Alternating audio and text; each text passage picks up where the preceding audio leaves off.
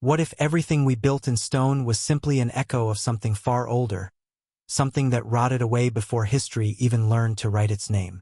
Stand with me for a moment in a place where the earth itself seems to remember. Not through stone monuments that pierce the sky, not through temples carved from bedrock, but through subtle patterns in the soil, through disturbances in the magnetic field that whispers of posts long turned to dust, through mounds that rise like breath from the landscape itself.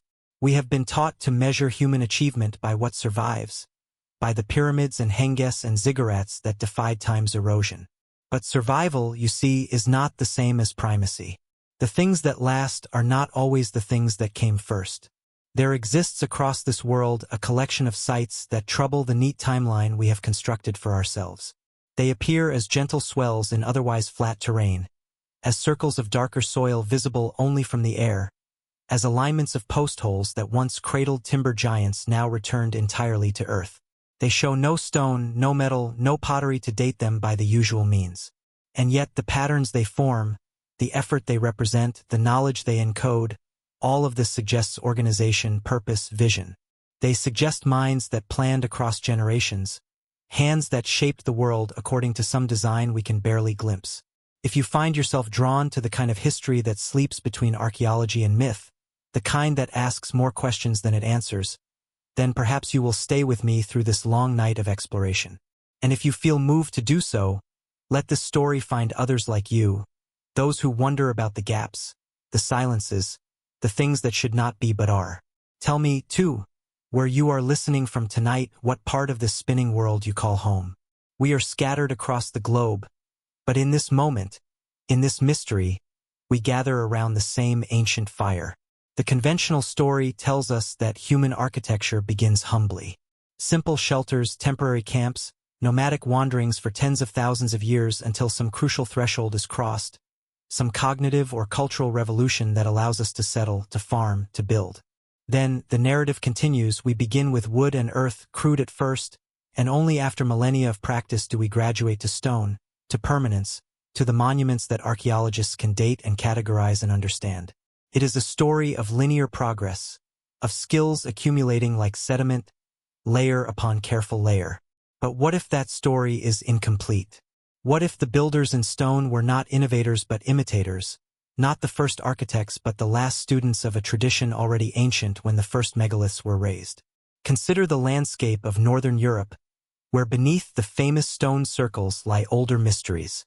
At sites across Britain, Germany, and Scandinavia, archaeologists have discovered vast circular enclosures defined not by standing stones but by the dark stains of post holes, some measuring a meter or more across, indicating timbers of enormous size.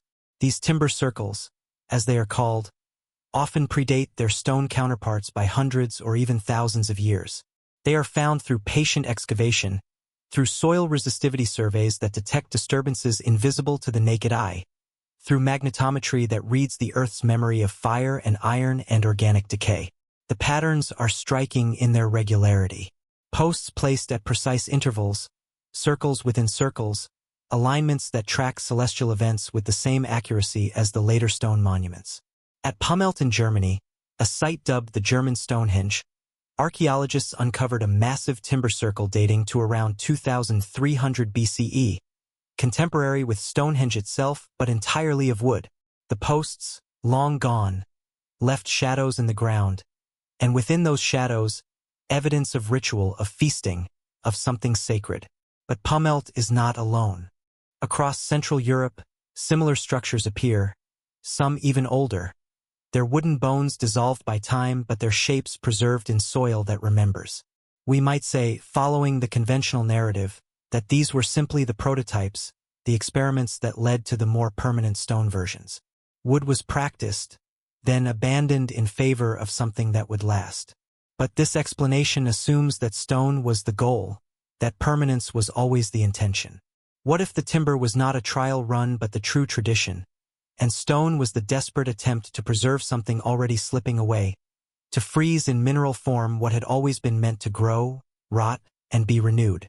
In the forests of the Amazon, recent LiDAR surveys have revealed patterns that shake the foundations of what we thought possible. Beneath the canopy, invisible from the ground, geometric earthworks sprawl across hundreds of square kilometers. These are not natural formations. They are ditches and embankments arranged in perfect squares, circles, and hexagons, some reaching 500 meters across. They date, as far as we can determine, to between 1000 and 1500 CE, but the sophistication suggests a much longer tradition. And here is the unsettling detail. There are no stone structures associated with them. Whatever was built upon these platforms, within these enclosures, has vanished completely, consumed by the forest, by time, by the very fertility of the environment. The Amazon earthworks force us to confront an uncomfortable truth. In humid, forested environments, wood does not survive. Organic materials degrade rapidly, leaving behind no trace that casual observation would notice. If a civilization built entirely in timber, in bamboo, in thatch and earth, and if that civilization thrived in the tropics or subtropics, then what evidence would remain after 10,000 years? After 50,000? The answer is almost nothing. Soil disturbances, perhaps. Magnetic anomalies from fires and hearths. Pollen records showing sudden changes in vegetation. But no buildings, no tools, no clear signature that would scream advanced culture to an archaeologist's eye. We have constructed our understanding of human development around the things that survive, and in doing so, we have biased ourselves toward stone, toward arid climates, toward the exceptional preservation that allows us to say with confidence, here civilization began. But absence of evidence, as the saying goes, is not evidence of absence. It is simply absence, a silence that could mean nothing existed or could mean that everything that existed was made of materials the earth eagerly reclaims. There is a site in Turkey that troubles this bias profoundly. Göbekli Tepe, discovered in the 1990s, consists of massive stone pillars arranged in circles, carved with intricate reliefs of animals and abstract symbols. It dates to around 9600 BCE, placing it at the very end of the last ice age, thousands of years before agriculture, before pottery, before any of the markers we associate with settled civilization. Its existence forced archaeologists to reconsider the sequence. Perhaps monumental architecture came before farming, not after. Perhaps the need to gather for ritual drove the need to settle, not the other way around. But even Göbekli Tepe, for all its antiquity, raises a question. Why stone? The pillars are limestone, quarried and transported and erected with immense effort. But the site shows evidence of earlier wooden posts as well, smaller circles that seem to have been prototypes or companions to the stone versions. And if the builders of Göbekli Tepe were experimenting with both wood and stone 11,000 years ago, then where did they learn these architectural principles? Were they truly the first, or were they, too, remembering something older? Travel across the world to Poverty Point in Louisiana, a site that consists of massive concentric earthen ridges arranged in a precise geometric pattern. The ridges, built around 1700 BCE, are up to 2 meters high and stretch for kilometers. No stone structures, no metal, just earth shaped by human hands into forms that suggest planning, coordination, and purpose. Archaeologists believe it was a ceremonial and trading center, but the effort required to build it rivals that of the pyramids. Millions of cubic meters of soil moved by basket load, ridge by ridge over generations. And yet, because it is earth and not stone, because it lacks the dramatic visual impact of a pyramid or a megalith, it is less known, less studied, less celebrated. The same can be said for the mound complexes of the Mississippian culture, for the shell middens of coastal peoples that reach the size of hills, for the causewayed enclosures of Neolithic Europe that show sophisticated understanding of landscape and sightlines. These are structures that require organization, that require vision, that require a society capable of mobilizing labor and resources. But they are ephemeral compared to stone. They erode, they are plowed over, they are dismissed as natural features until careful survey reveals their geometry. Imagine, then, that stone monuments are the exception, not the rule. Imagine that for most of human history, the impulse to build was expressed in materials that did not survive. Timber halls in the forests of Europe, bamboo platforms in Southeast Asia, earthen pyramids in the grasslands of Africa, none of which would leave a trace recognizable to us after enough time. If this is true, then the stone monuments we revere, the pyramids and henges and ziggurats, are not the beginning of monumental architecture. They are the end, the final desperate attempt to build something that will outlast the memory of what came before. This is not pure speculation. Across the Pacific, oral traditions speak of wooden structures of immense size and complexity that were built and rebuilt over generations. The great meeting houses of Polynesia, the longhouses of the Pacific Northwest, some measuring over 30 meters in length, were engineering marvels that required sophisticated knowledge of materials, stress, and balance. They were built without written plans, passed down through apprenticeship and oral tradition, and when they rotted or burned, they were rebuilt in the same style, the same proportions, the same sacred geometry. And when those cultures encountered stone, many did not adopt it. Stone was cold, stone was dead. Wood was alive, it grew, it could be renewed. The choice of material was philosophical, not technological. So when we find post holes arranged in perfect circles, when we find mounds aligned to celestial events, when we find earthworks of geometric precision dating to times we thought humans were still hunter-gatherers, we must ask, are these the first stirrings of civilization, or are they the faint echoes of something that was already old, already sophisticated, already capable of shaping the world according to a vision that we have forgotten?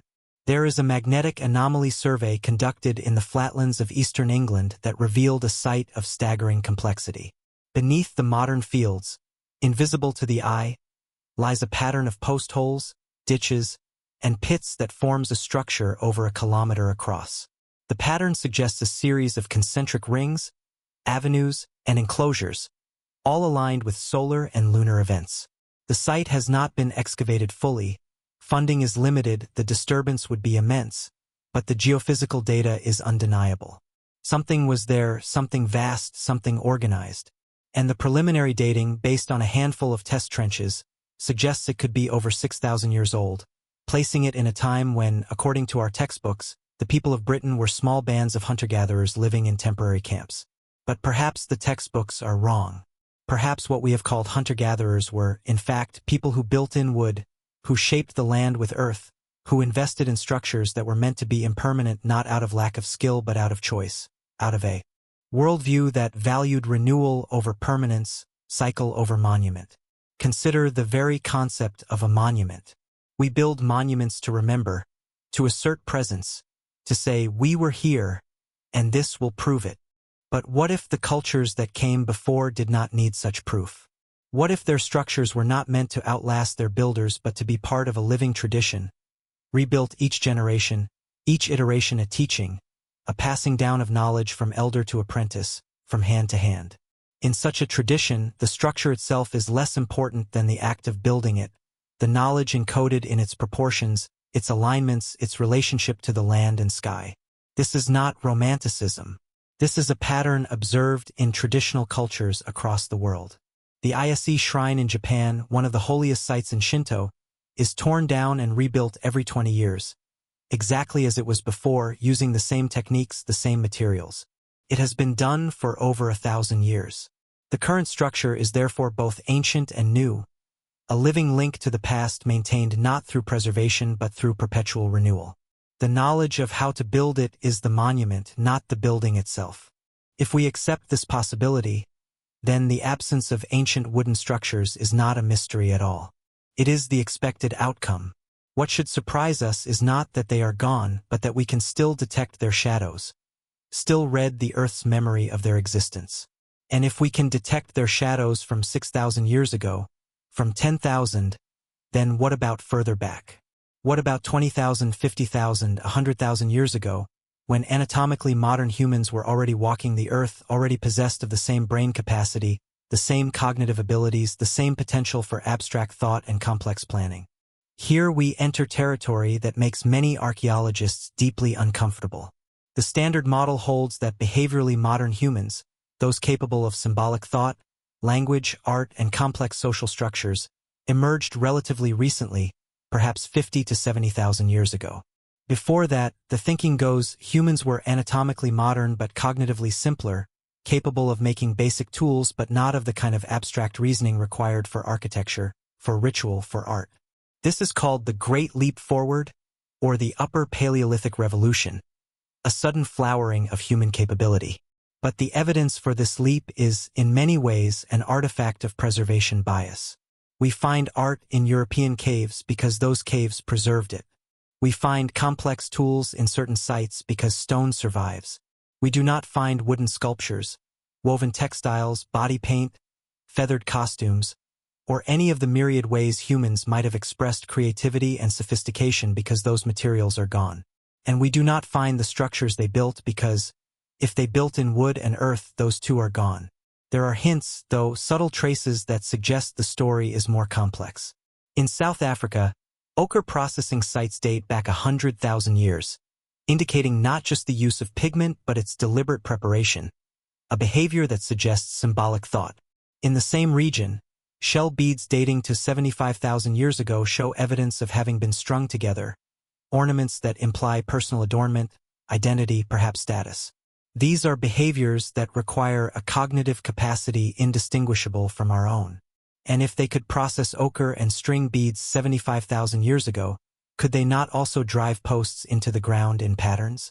Could they not shape earth into mounds, clear areas for gathering, build structures of wood and hide that served as ceremonial centers, as astronomical observatories, as markers of territory and identity? We have no direct evidence because nothing remains, but the absence of evidence, once again, is not evidence of absence. There is a concept in archaeology called taphonomy, the study of what happens to organic material after death or discard, how it decays, what conditions allow it to survive, what biases this introduces into the archaeological record. Taphonomy teaches us that our view of the past is a narrow window, a keyhole through which we glimpse only what chance and chemistry have allowed to remain. Most of what existed is gone. Most of what was built, most of what was made, most of what was thought and felt and known has dissolved into the earth, leaving no trace. So when we find a post hole, a simple dark circle in the soil that indicates a wooden post once stood there, we are finding a miracle of preservation. We are finding one of the rare instances where the organic touched the inorganic in a way that left a mark. And if we find such marks arranged in patterns, in circles and alignments and geometric forms, we are finding evidence of minds like ours, minds that measured and planned and built according to principles that transcend the material. In the Highlands of Scotland, there is a site called Callanize, known for its dramatic standing stones arranged in a cross pattern. But beneath the stones, excavations revealed earlier wooden posts, set in the same pattern, as if the stone was a direct translation of an older wooden original. The people who placed those stones were not inventing a new form. They were preserving one, making permanent what had always before been temporary.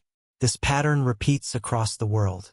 At Avebury in England, at Carnac in France, at sites across Scandinavia and Germany, stone circles are found to overlie or exist alongside earlier timber circles.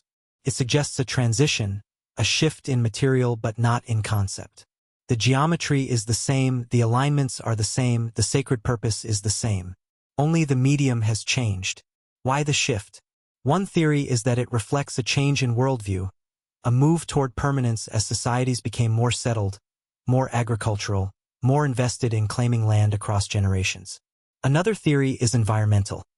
As forests were cleared for farming, large timbers became scarce, and stone became the practical alternative. But there is a third possibility, one that is more unsettling.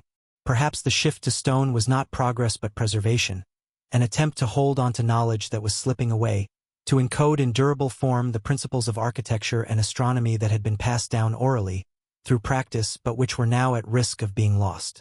If this is true, then the megalithic age is not the dawn of monumental architecture but its twilight, the last effort to remember something that was already ancient. And if the wooden structures that preceded the stone ones were themselves continuations of an even older tradition, then how far back does this chain of memory extend? There are anomalies in the archaeological record that hint at this deeper past. In Siberia, at a site called Sungur, burials dating to 30,000 years ago contain elaborate grave goods, beaded clothing that would have taken thousands of hours to produce, evidence of social complexity and symbolic behavior far beyond what we expect for that period. If these people could invest such effort in ritual and adornment, could they not also have built structures for ceremony, for gathering, for teaching the patterns of the stars? In Australia, Aboriginal oral traditions speak of events that geologists have confirmed occurred over 10,000 years ago: the flooding of coastal plains, the formation of certain volcanic features. These are not vague myths but precise geographic memories passed down through hundreds of generations. If memory can preserve the flooding of a coastline for 10 millennia, can it not also preserve architectural knowledge, the principles of how to build a certain kind of structure, how to align it with the heavens, how to make it a place of power? The Dreamtime stories of Aboriginal Australians speak of ancestral beings who shaped the land, who created waterholes and mountains and sacred sites. Through their actions and movements, these are often interpreted as purely mythological, but archaeologists are increasingly recognizing that they may encode real environmental knowledge, real history. Some stories describe a time when the sea was lower, when land now submerged was dry and inhabited. This corresponds precisely with the last glacial maximum, when sea levels were 100 meters lower than today, exposing vast coastal plains that are now underwater. If people lived on those plains, and they almost certainly did, then what did they build there? We will never know, because it is all beneath the ocean now, buried under sediment, beyond the reach of easy investigation. But the logic is inescapable. Humans lived there for thousands of years, and in that time they would have built, would have shaped their environment, would have created gathering places and ceremonial centers. And all of it is gone, drowned by the sea when the ice sheets melted and the waters rose. This is not speculation limited to Australia. Around the world, sea level rise at the end of the last ice age inundated enormous areas: the entirety of the North Sea basin, the Persian Gulf, the Sunda Shelf that once connected Southeast Asia into a vast subcontinent. These areas were not barren ice. They were often temperate, fertile, ideal for habitation, and they are precisely where we should expect to find evidence of human activity, but we cannot reach it, cannot excavate it, cannot see it. Our picture of prehistory is therefore skewed toward inland sites, upland sites, the places that were not drowned, which represent a fraction of where humans actually lived. There are underwater archaeologists beginning to explore these submerged landscapes, using sonar and submersibles to map the ancient coastlines. Off the coast of India, off Japan, off the Mediterranean shores, they have found anomalies, structures that appear too regular to be natural, alignments of stones, formations that suggest walls and foundations. Most are controversial, debated fiercely, because underwater archaeology is difficult and interpretations are uncertain. But the possibility hangs there. What if the origins of monumental architecture lie not on land but beneath the sea, in drowned coastal settlements that were the true cradles of early civilization? Consider the implications. If organized, complex societies existed on these now submerged plains, if they built in wood and earth and their structures have been obliterated by time and tide, then our entire chronology is built on incomplete data.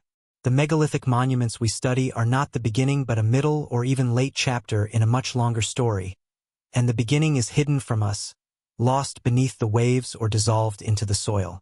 There is a site in Turkey called Catalhoyuk, a Neolithic settlement dating to around 7,400 BCE.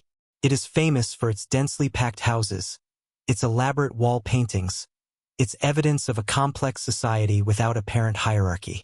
But what is less discussed is that Catalhoyuk shows no obvious precursor, no gradual development from simpler to more complex. It appears seemingly fully formed, as if the people who built it brought their knowledge from elsewhere, from some prior place or tradition that we have not found. Archaeologists assume that precursor sites exist but have not been discovered yet, which is reasonable given the vastness of the region and the limitations of survey work. But what if the precursor is not missing but simply invisible, dissolved into the earth or drowned beneath the rising Mediterranean? A tradition of building in ephemeral materials that left no trace except in the knowledge carried by the survivors. This brings us to the myths, the stories told across cultures of great floods, of worlds that were destroyed and had to be rebuilt, of knowledge saved by a few and passed on to a new age.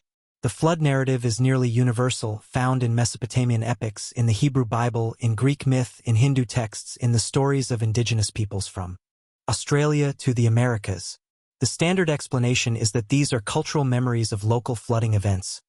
Rivers overflowing, tsunamis, disasters that loomed large in the memory of small communities and became mythologized over time. But there is another possibility. The end of the last ice age, between roughly 12,000 and 8,000 years ago, was a period of catastrophic sea level rise, over 100 meters in total, occurring in pulses as ice dams broke and meltwater poured into the oceans. This would have been experienced as apocalyptic flooding by coastal populations, the slow but inexorable drowning of entire landscapes over generations. People would have been forced to migrate inland, abandoning settlements, sacred sites, everything built over millennia. And they would have told stories about it, stories that were passed down and merged and took on mythological dimensions but which originated in real events, in the real trauma of losing a world to water. If this is the grain of truth within the flood myths, then what were those lost worlds like? Were they simple hunter-gatherer camps, or were they sophisticated settlements with monumental architecture, with knowledge of astronomy and engineering, with traditions of ritual and art? We cannot know because the evidence is gone, but the myths themselves sometimes provide hints. In many flood narratives, there is a figure who preserves knowledge, who builds a vessel or finds a refuge and carries the wisdom of the old world into the new.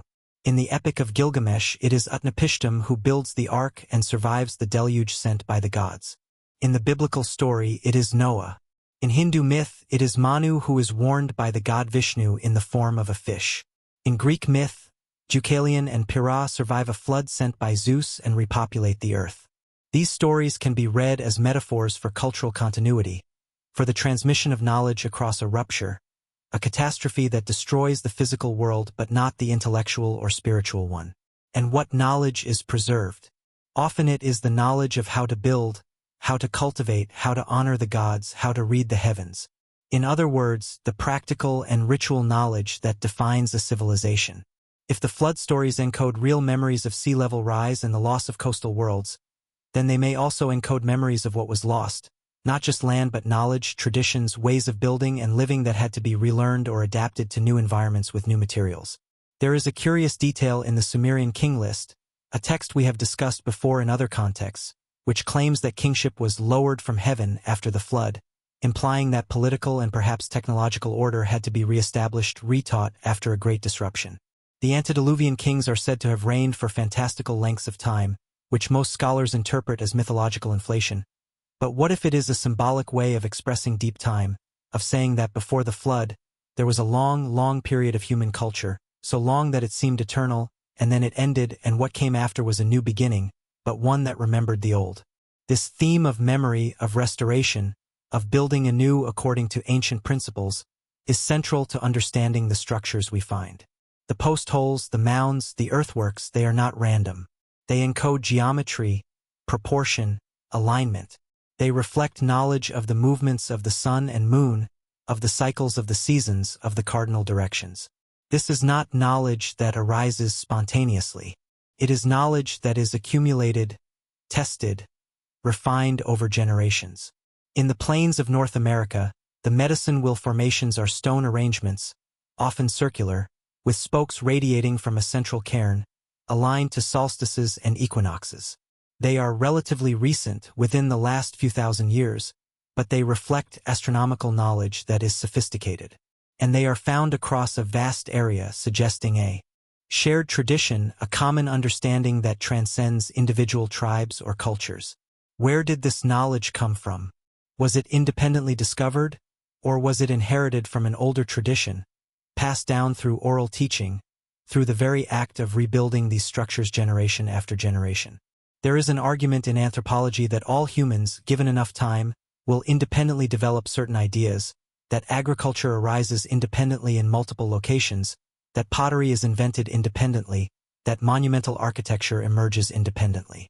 This is the diffusionist versus independent invention debate, and the truth is likely somewhere in between.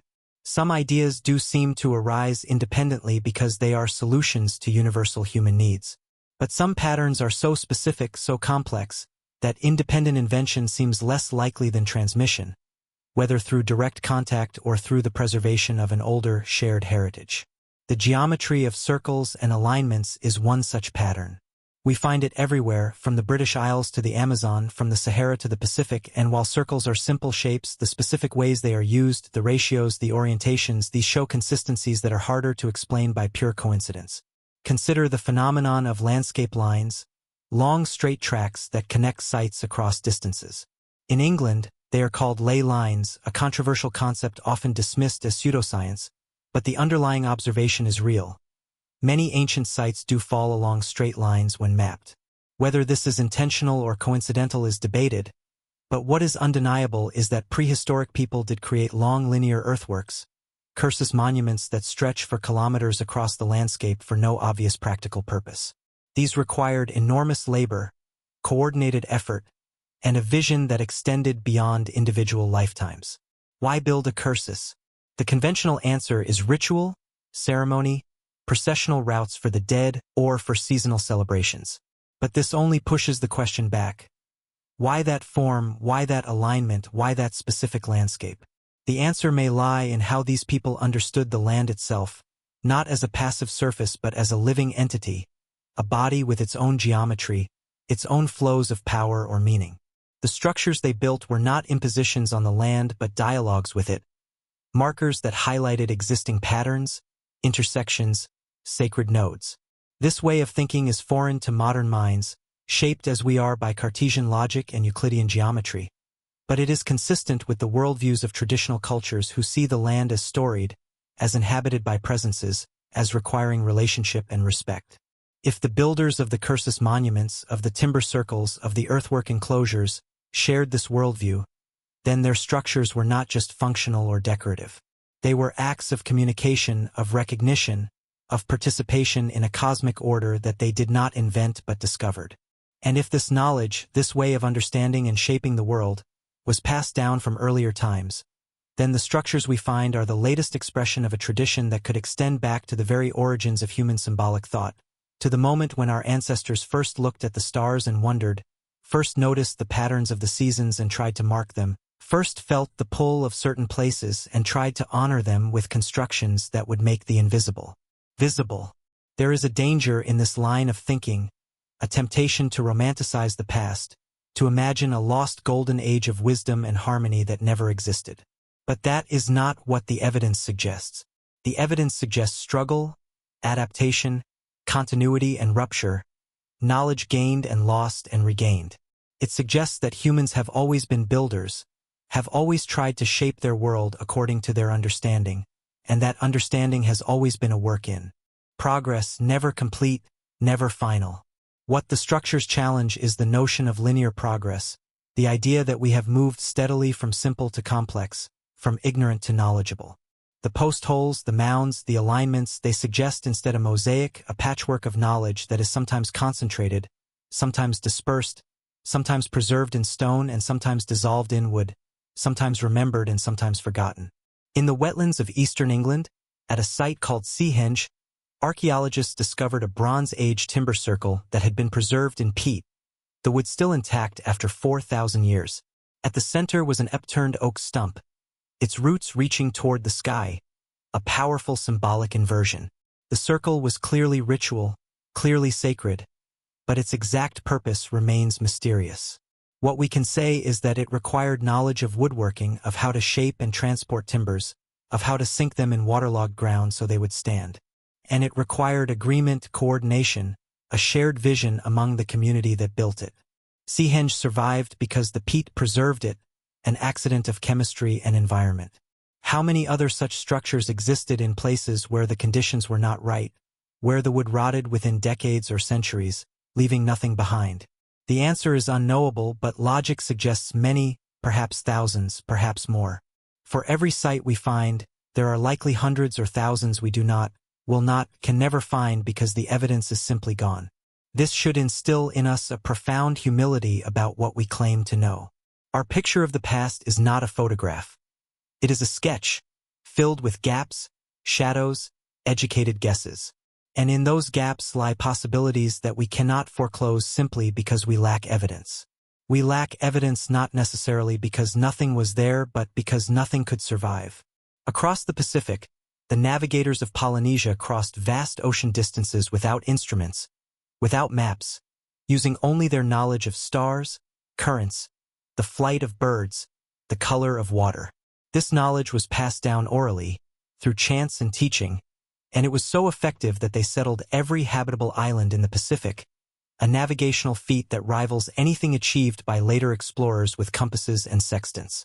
And yet, if we did not have their descendants to tell us how it was done, if the culture had been lost entirely, we would find only the settlements on the islands and perhaps marvel at how people randomly stumbled across such remote places. The point is that absence of written records, absence of physical artifacts, is not absence of capability, not absence of knowledge. Humans are and have always been capable of extraordinary things, and much of what we have achieved leaves no trace except in memory, in tradition, in the knowledge carried forward by those who survive. So when we find patterns in the ground, alignments that predate written history, mounds that required more labor than we thought possible for primitive peoples, we should not be surprised. We should be reminded that the surprise is our own ignorance, our own bias toward what survives, our own failure to imagine what could have been. In the deserts of the Middle East, there are structures called kites, vast stone arrangements shaped like funnels that stretch for kilometers. They were used to trap animals, herding them into enclosures for slaughter. They are visible from the air, from satellites, but almost invisible on the ground, their scale too large to grasp from within. These kites date back thousands of years, some possibly to the Neolithic, and they demonstrate sophisticated understanding of animal behavior, of landscape, of collective labor. They are not monumental in the sense of being tall or dramatic, but they are monumental in scale, in effort, in the coordination they required. And they were built without stone in the way we think of stone structures, no blocks stacked high, just lines of stones placed across the land, humble individually but powerful collectively. This is another form of monumentality, one that works with the land rather than against it, one that is horizontal rather than vertical, one that reveals itself only when seen from above or when experienced in use. And it raises the question, how many other such structures exist, unrecognized because they do not fit our mental image of what a monument should be? In the pampas of South America, there are linear earthworks that stretch for hundreds of kilometers, ditches and embankments whose purpose is unclear. Some may have been for water management, some for defense, some for marking territory or paths. They show up on satellite imagery as faint lines, barely visible. Yet they represent an immense investment of labor, a transformation of the landscape that must have had meaning and purpose to those who built them. We do not know who built them or when with any precision. They have not been excavated extensively. Funding is always limited, priorities lie elsewhere. But they exist, they are real, and they are a reminder that the world is full of structures we have not yet recognized, patterns we have not yet interpreted, evidence of human agency that predates and exceeds our current narratives. There is a site in Brazil, in the state of Acre, where hundreds of geometric earthworks have been discovered beneath cleared rainforest. They are ditches arranged in squares and circles, some with embankments, some without, covering an area larger than many European countries. The forest has been there for thousands of years, and these earthworks were hidden beneath it, unknown until deforestation revealed them. They date to roughly 1000 to 1500 CE, but that is likely only the most recent phase. Earlier structures may lie beneath, undetected, or may have been obliterated entirely by the jungle's hunger for growth and decay. The people who built these earthworks were not supposed to exist, at least not according to the old narratives about the Amazon. The rainforest was considered too harsh, too poor in resources to support large populations or complex societies. But the earthworks prove otherwise, as do the terra preta soils, the enriched dark earths that are the result of human habitation and cultivation over centuries. The Amazon was not a pristine wilderness. It was a managed landscape, shaped by humans who lived there for millennia, who built and farmed and engineered their environment in ways we are only beginning to understand. And if this could be missed in the Amazon until the late 20th century, what else have we missed? What structures lie beneath the forests of Africa, beneath the tundra of Siberia, beneath the deserts of Central Asia? What lies offshore on the continental shelves, beneath sediments that have accumulated for 10,000 years? The archaeological record is not a complete inventory. It is a sampling, and a biased one at that, shaped by where archaeologists have looked, what has survived, what has been recognized as significant. This is not a call to abandon rigor, to embrace wild speculation without evidence. It is a call to recognize the limits of our knowledge, to remain open to the possibility that the past was richer, more complex, more varied than the fragments that have come down to us suggest. It is a call to ask better questions. Not when did civilization begin, but what do we mean by civilization? Not who built the first monuments, but what counts as a monument, and whose definitions are we using? If we define monuments only as stone structures, only as buildings that survive millennia, then we will miss the vast majority of what humans have built. If we define civilization only as cities with writing and stratified hierarchies, then we will miss the complex societies that organize themselves differently, that left their marks in earth and wood and oral tradition rather than in stone and script. The structures that should not exist, the post holes and mounds and alignments that predate our expectations, are not anomalies to be explained away. They are data points that challenge our models, invitations to refine our understanding, to build a more inclusive picture of human history that acknowledges the full range of human creativity and adaptation. Consider again the timber circles of Europe. They required mathematical knowledge, understanding of geometry and proportion. They required astronomical knowledge, the ability to track the movements of sun and moon with precision. They required organizational knowledge, the ability to mobilize labor, to coordinate effort across time. These are the hallmarks of what we call civilization, yet they appear before agriculture, before cities, before writing. What does that tell us? It tells us that civilization, in the sense of complex organized society with specialized knowledge and monumental projects, is not a sudden invention of the Neolithic but a potential that has existed as long as anatomically modern humans have existed. Whether that potential is expressed depends on environment, on resources, on cultural choices, on 1,000 contingencies. But it is always there, waiting. The Göbekli Tepe builders did not suddenly become smart enough to build stone circles. They were always that smart. What changed was the opportunity, the resources, the social conditions that made such a project feasible and desirable. And before Göbekli Tepe, there were likely other projects, other gatherings, other structures built in materials that did not survive, projects that tested and refined the knowledge that would eventually be expressed in stone. This is the concept of deep continuity, the idea that human cultural complexity is not a recent phenomenon but extends back into the mists of prehistory, expressed sometimes overtly, sometimes subtly, sometimes in ways that leave traces, sometimes in ways that vanish completely. It is a concept that is difficult to prove definitively because proof requires evidence, and evidence is exactly what is lacking for the deepest past. But the hints are there in the ochre and beads, in the post holes and mounds, in the myths and oral traditions, in the very fact that we, modern humans, possess these capabilities and have possessed them for as long as we have been modern humans. There is a genetic study that traced the origins of certain indigenous Australian populations and found continuous habitation of specific regions for over 50,000 years, making them among the longest continuous cultures on Earth. 50,000 years is an almost incomprehensible span of time, enough for languages to evolve, for coastlines to change, for entire ecosystems to shift. And yet the culture persisted, adapting, yes, but maintaining identity, maintaining connection to land and story. In 50,000 years, how many structures were built and dissolved?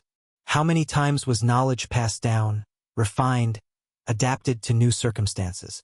How many innovations were made, used, and then abandoned because they were no longer needed or no longer feasible? The absence of stone monuments in traditional Aboriginal culture is not a sign of simplicity but of a different relationship with permanence, a worldview that values the living tradition over the static artifact. This is not unique to Australia. Many traditional cultures across the world build in impermanent materials because the act of building, the knowledge it embodies, the social cohesion it creates, these are the true monuments, not the structures themselves.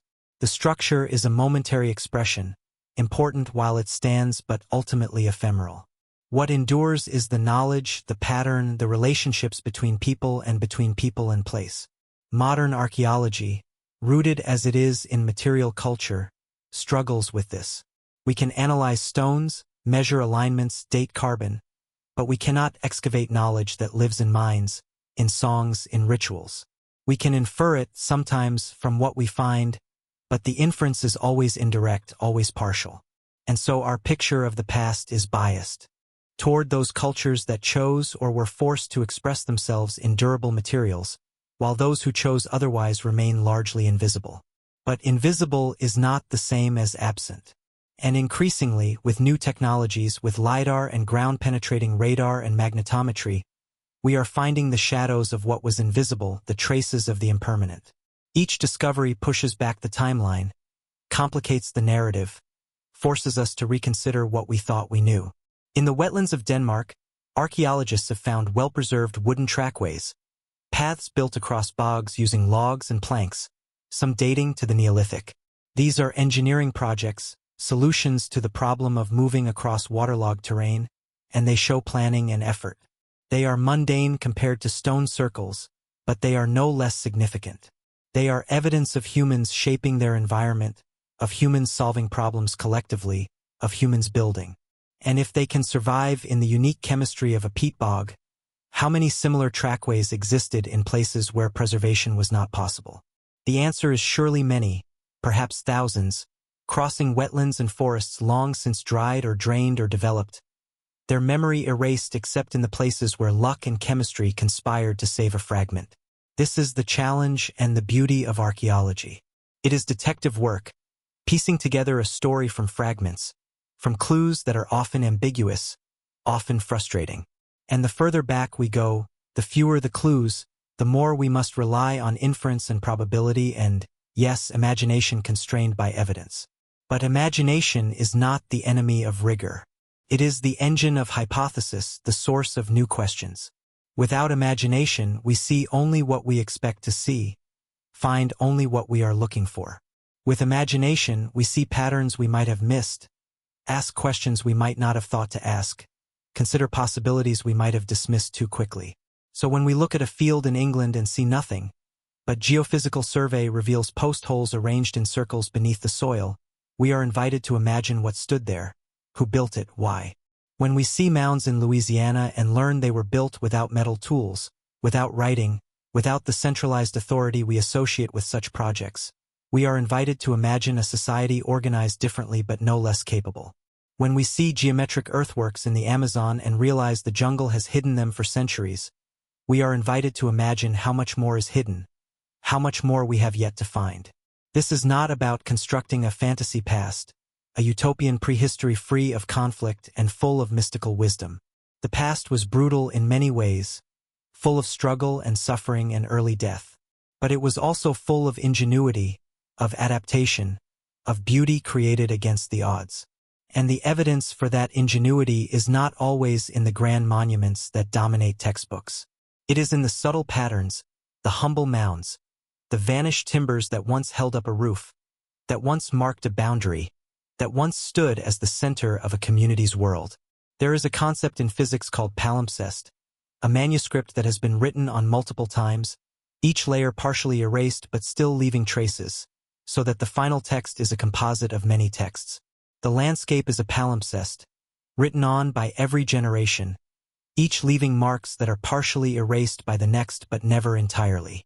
The archaeologist's job is to read that palimpsest, to distinguish the layers, to tease apart the overlapping narratives. And when we read the palimpsest of the land, what do we find? We find that humans have been marking the earth for as long as we have been human. We find that organization, planning, and effort toward collective goals are not recent inventions but ancient capacities. We find that the materials may change, the styles may change, the purposes may shift, but the impulse to build, to shape, to make the world more than we found it, this impulse is constant. It is in the earthworks of ancient Britain, in the shell mounds of coastal Australia, in the platform mounds of the American Southeast, in the causewayed enclosures of Neolithic Europe, in the kites of the Middle Eastern deserts, in the geometric geoglyphs of Amazonia and the Nazca lines of Peru. These structures are diverse in form and function, separated by time and space, but they share a common thread. They are deliberate, they are organized, they required knowledge and effort and coordination. They are the work of minds engaged with the world, trying to understand it, trying to shape it, trying to leave a mark that says, we were here, we saw this, we made this. And when those marks were made in wood, in earth, in materials that the planet eagerly reclaims, the message was no less profound, the effort no less real, the knowledge no less sophisticated. It is only that the record is fainter, harder to read, easier to miss. But it is there, waiting for those willing to look closely, willing to ask the uncomfortable questions, willing to imagine a past that is deeper and richer than the one we have been taught. Consider the implications if this is true, if monumental architecture in wood and earth stretches back not just thousands but tens of thousands of years. It would mean that the concept of sacred space, of gathering places marked and made special through construction, is as old as symbolic thought itself. It would mean that astronomy, the tracking of celestial cycles, is not a late development but an early and persistent human concern. It would mean that social organization capable of mobilizing labor for projects beyond immediate survival is not a hallmark of settled agricultural societies but a potential present in mobile, foraging peoples as well.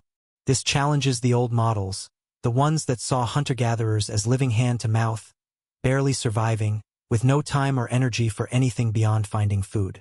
The archaeological record has already challenged those models with evidence of art, of ritual, of trade networks stretching hundreds of kilometers.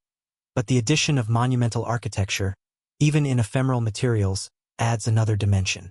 It suggests that these were not people struggling at the edge of existence but people with leisure time, with surplus energy, with the organizational capacity to undertake long-term projects.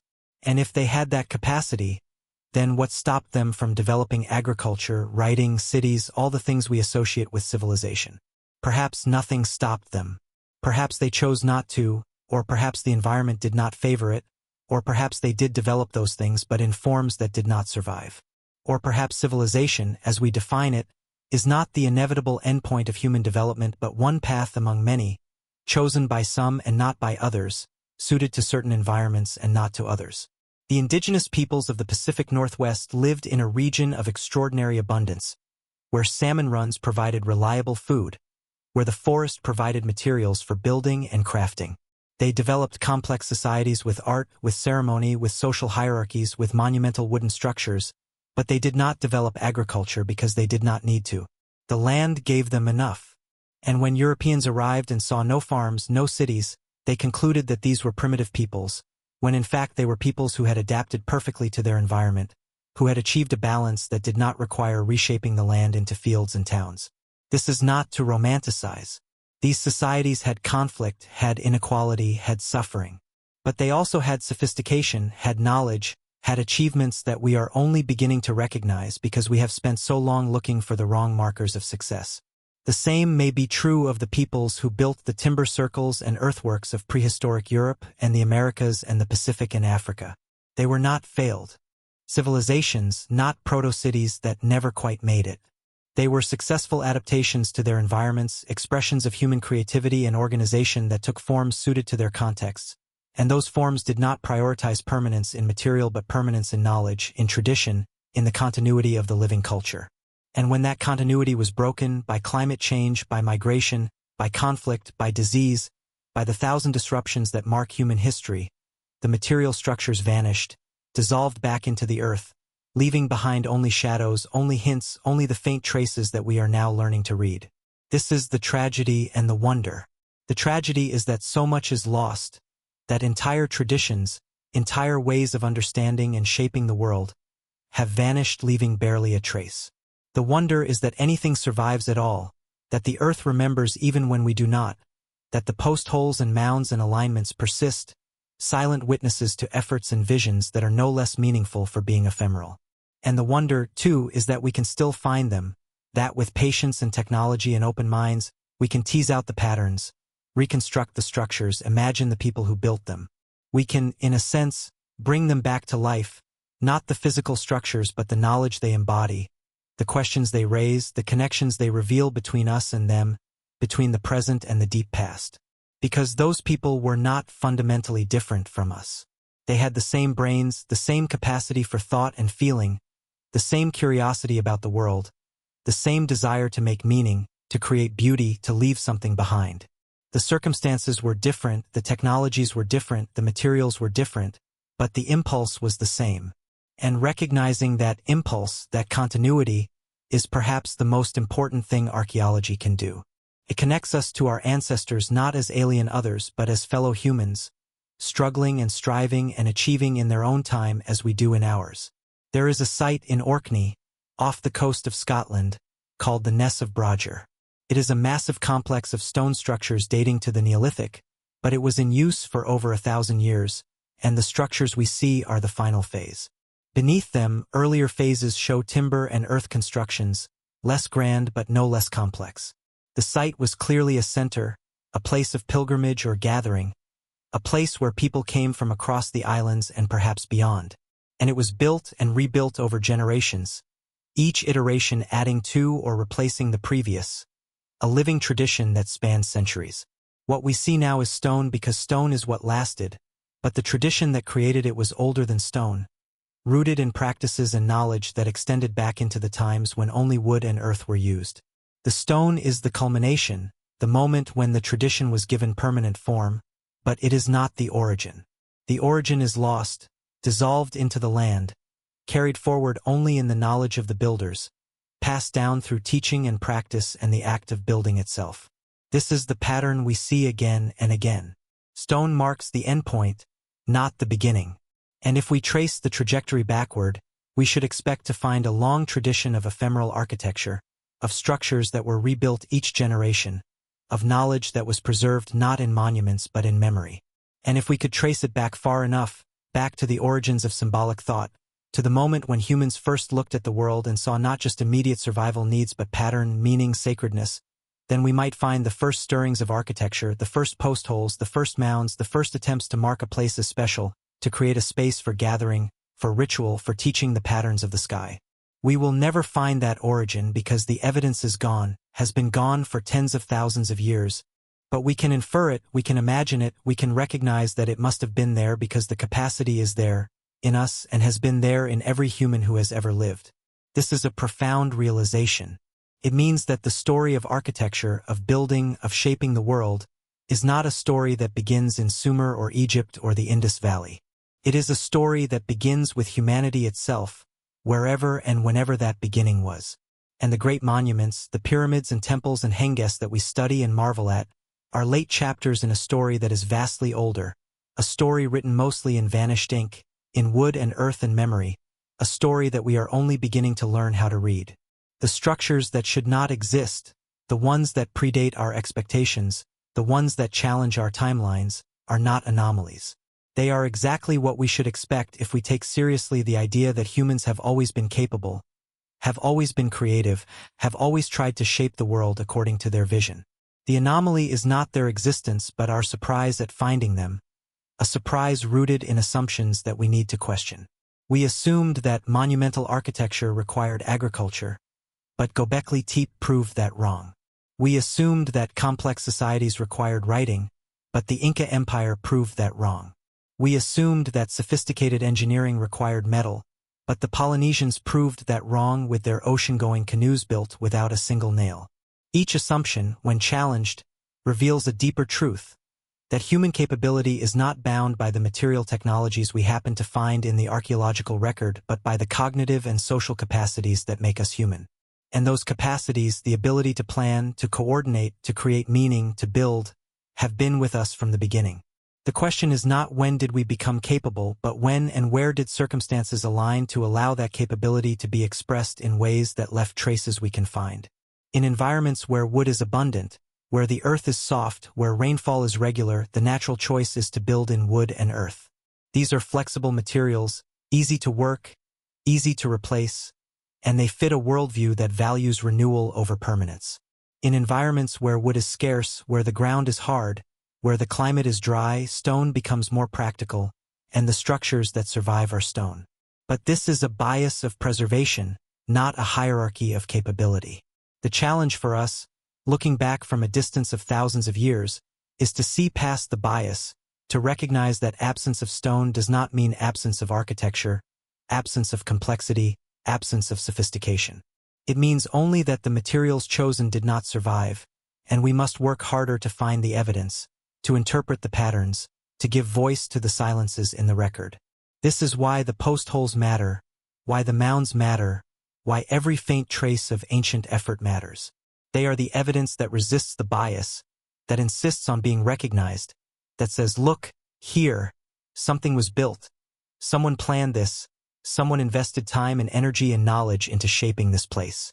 And each trace we find is an invitation to imagine more, to question more, to look more carefully at the landscapes we think we know. Because the landscapes we think we know are full of secrets, full of stories written in languages we are only beginning to learn. The farmer's field in England that has been plowed for centuries may hide the post holes of a timber circle that predates Stonehenge. The forest in Germany may stand on earthworks that once enclosed a ceremonial center. The plains of Africa may bear the faint scars of ditches and embankments that organize space and movement for peoples whose names we do not know. And beneath the seas, on the drowned coastlines that were home to humans for millennia, there may be structures that would rewrite our understanding of when and where complex societies first emerged.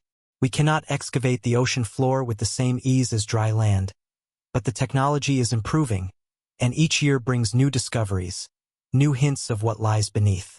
There is a formation off the coast of Japan, the Yonaguni Monument, that has sparked intense debate. It appears to be a stepped pyramid carved from rock, with right angles and flat surfaces that suggest human shaping.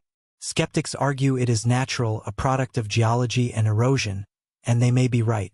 But the formation is on a coastline that was above water during the last ice age, and if humans lived there, and they almost certainly did, then why would they not have modified the rock, carved it, shaped it to suit their purposes?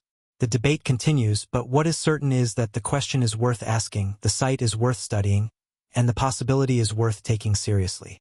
The same is true for other underwater anomalies, for the structures found off the coast of India, off the coast of Cuba, off the coast of the Mediterranean.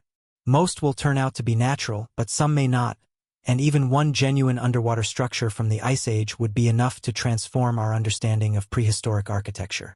This is the frontier, the edge of knowledge where speculation and evidence meet, where rigorous science and open-minded inquiry must coexist. It is a difficult balance, because the temptation is strong to either dismiss anomalies out of hand or to embrace them uncritically. The truth requires patience, requires careful investigation, requires a willingness to be wrong but also a willingness to be surprised. And the past has surprised us before. No one expected Göbekli Tepe. No one expected the Amazonian earthworks. No one expected the sophistication of Neolithic timber circles. Each discovery was a surprise because it did not fit the models, and each surprise forced the models to change, to become more complex, more nuanced, more accurate. So we should expect more surprises. We should expect that as technology improves, as more regions are surveyed, as more sites are excavated, we will find more evidence of ancient building, of ancient organization, of ancient knowledge.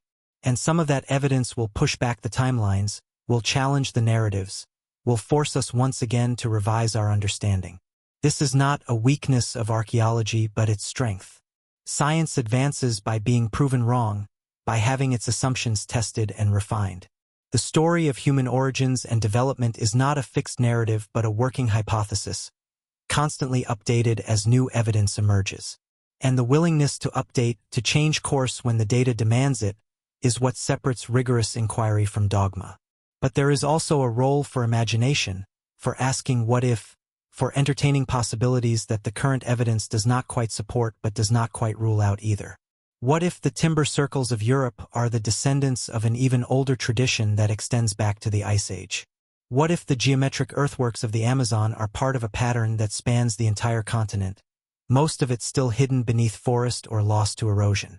What if the mounds of North America connect to a network of ancient pathways and ceremonial centers that covered the landscape before European contact reshaped everything?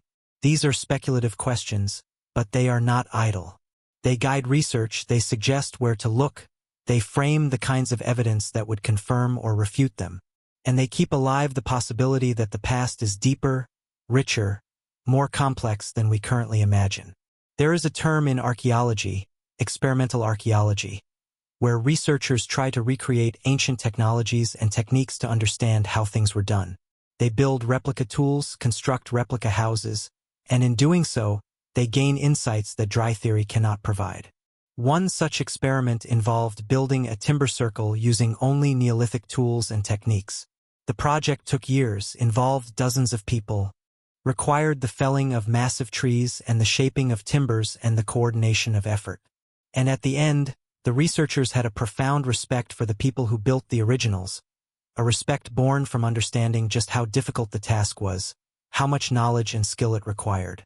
This is the value of such experiments. They transform abstract data into lived experience, they make real the effort and expertise of ancient builders, they remind us that behind every structure, behind every post hole were real people doing real work, making real decisions, passing down real knowledge. And if building a single timber circle is that challenging, then imagine the cumulative effort represented by the dozens or hundreds of such sites across Europe.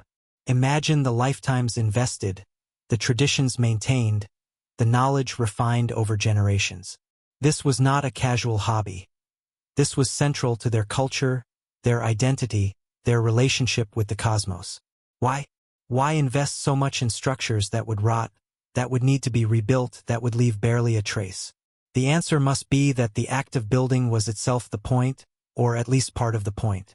The structure was a stage for ritual, a marker of sacred space, a teaching tool for astronomical knowledge, but it was also a project that bound the community together, that provided purpose, that connected one generation to the next through the shared task of maintaining the tradition. This is a different relationship with architecture than we have in the modern world, where buildings are expected to last, to be finished, to be monuments in the sense of static, enduring objects. For the builders of timber circles, the monument was not the structure but the knowledge, the pattern, the tradition. The structure was a temporary manifestation of something permanent, a way of making visible what was invisible, of grounding in the earth what existed in the mind and in the heavens. And when the structure rotted, when the timbers fell, the monument did not end. It continued in the rebuilding, in the teaching of the next generation how to place the posts, how to align them, how to consecrate the space. The continuity was in the act, not the artifact. This is a profound insight, and it applies not just to timber circles but to all ephemeral architecture.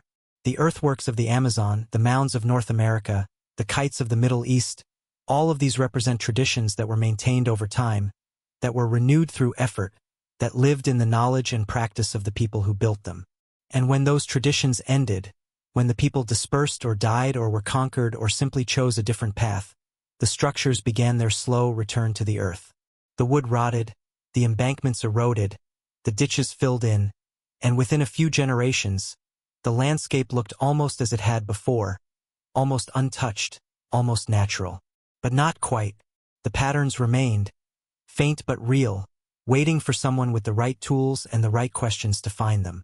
We are those people now. We have the tools, the LiDAR and the radar and the magnetometers. We have the questions, the curiosity, the willingness to look beyond the obvious.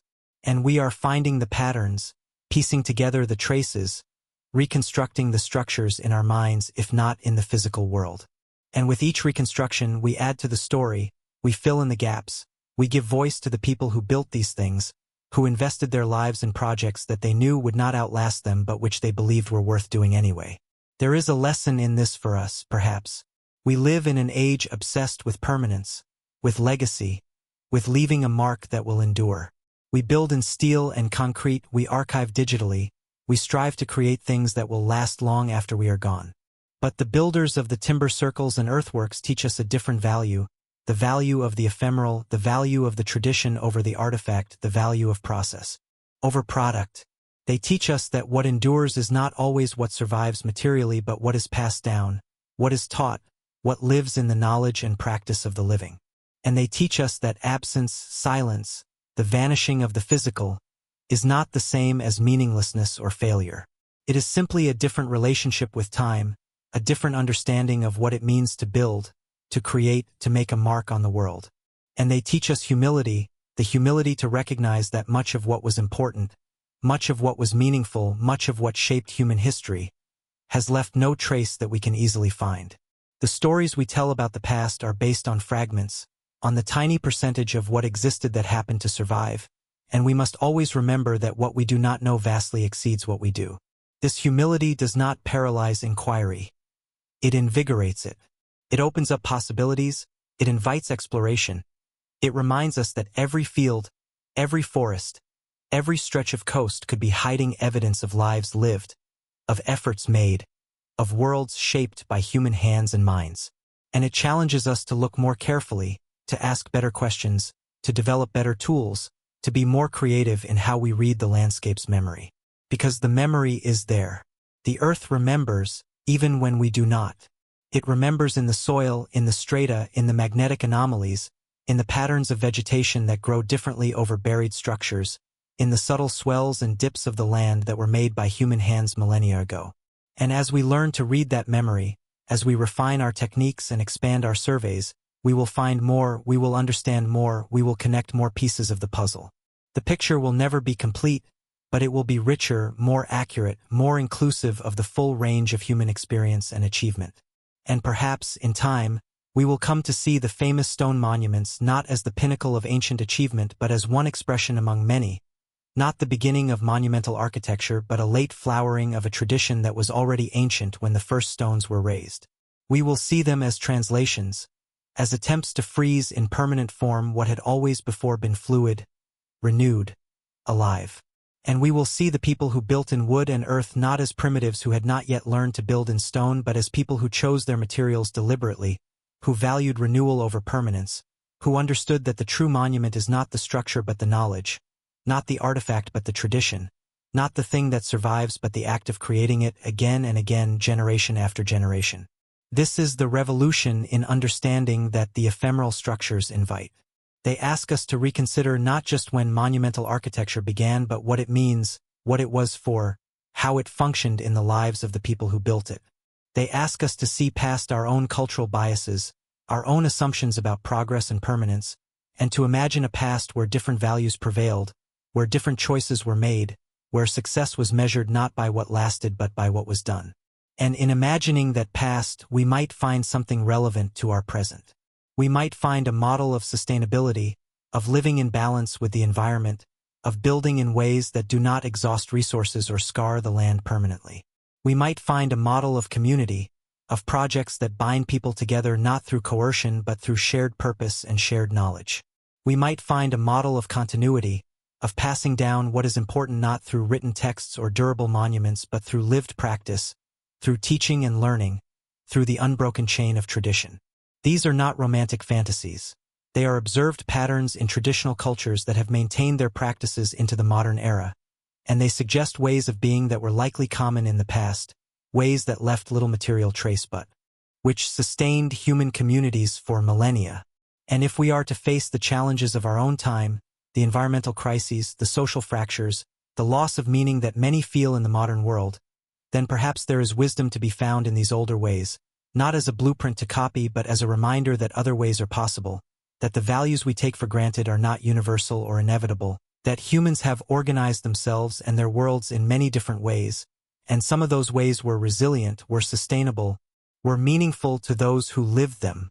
The structures that should not exist, the post holes and mounds and alignments that predate our expectations, are not just archaeological curiosities. They are invitations to think differently, to question our assumptions, to imagine possibilities we might have dismissed. They are reminders that the past is not a simple story of progress from primitive to civilized, from simple to complex, from ignorant to knowledgeable. It is a complex, multifaceted story of adaptation and innovation, of knowledge gained and lost and regained, of choices made and paths taken, some of which led to forms we recognize, some of which led to forms that vanished, leaving barely a trace. And the people who walked those paths, who built those structures, who lived those lives, were not different from us in any fundamental way. They loved, they feared, they wondered, they strove. They looked at the stars and saw patterns. They looked at the land and saw possibilities. They looked at their children and tried to pass down what they knew, what they valued, what they believed was worth preserving. And what they preserved, in many cases, was not a thing but a practice, not an artifact but a knowledge, not a monument but a tradition. And when that tradition was broken, when the knowledge was lost, the material structures dissolved quickly, leaving behind only the faintest traces, the shadows of posts, the subtle contours of mounds, the barely perceptible alignments that require technology to detect and careful interpretation to understand. But those traces are enough. They are enough to tell us that something was there, that effort was expended, that minds were engaged, that lives were shaped by the structures and by the act of building them. And they are enough to remind us that the story of human architecture, of human building, of human shaping of the world, is vastly older and vastly richer than the narrative we have constructed from the fragments that happen to survive. So when we stand in a field and see nothing, or stand before a subtle mound and wonder if it is natural or made, or look at satellite imagery and notice a faint geometric pattern in the soil, we should pause. We should ask, what was here? Who made this? Why? And we should resist the temptation to dismiss it as insignificant simply because it is not dramatic, not obvious, not made of stone. Because significance is not measured by survival. It is measured by effort, by intention, by the role something played in the lives of the people who created it. And by that measure, a timber circle that rotted away 3,000 years ago is no less significant than Stonehenge.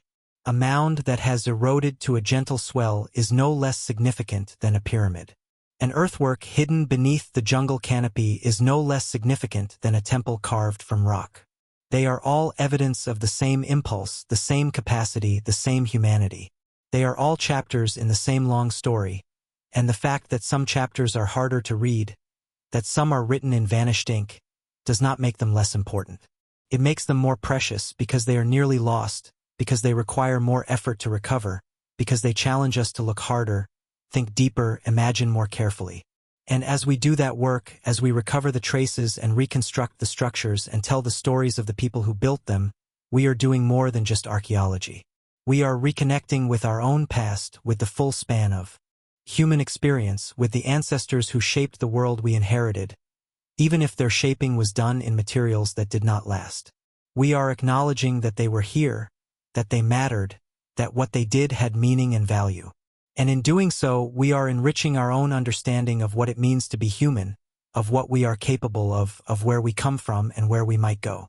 Because the future is built on the past, not just the past we can easily see, but the past we have to work to recover, the past that is hidden, forgotten, erased. And the more complete our understanding of that past, the more options we have for the future, the more models to draw from, the more possibilities to consider. The builders before stone, the people who drove posts into the ground and shaped earth into mounds and aligned their structures with the heavens, they have something to teach us. Not a specific technology, not a particular technique, but a way of thinking, a way of valuing, a way of relating to the world and to time. They teach us that permanence is not the only measure of success, that what matters is the knowledge, the tradition, the continuity of practice. They teach us that building can be an act of renewal, not just of creation, a way of maintaining connection across generations. They teach us that the earth is a partner, not just a resource, that working with natural materials, with the cycles of growth and decay, is not a limitation but a relationship. And they teach us that we are part of a long lineage, that the impulse to build, to shape, to mark the world, is as old as humanity itself, and that the expressions of that impulse are as varied as the environments and cultures in which humans have lived. This is the deeper mystery, the one that lies beneath the specific questions of dating and attribution, of who built what and when. The deeper mystery is why we build at all, what drives us to invest effort in shaping the world beyond the immediate needs of survival. And the answer, glimpsed through the archaeological record, is that we build to create meaning, to establish order, to connect with forces larger than ourselves, to leave something for those who come after, even if what we leave is not a physical object but a pattern, a knowledge, a way of seeing. This is what the post holes and mounds tell us, if we listen. They tell us that the people who placed those posts and shaped those mounds were engaged in the same fundamental human project that we are engaged in. The project of making sense of the world, of finding our place in it, of creating beauty and meaning and connection in the face of our own mortality and the vastness of time. And they tell us that this project has been ongoing for as long as we have been human, that it is not a recent development but an ancient inheritance, that the capacity for symbolic thought, for abstract reasoning, for collective action in pursuit of non-material goals, these are not add-ons to human nature but core features, present from the beginning.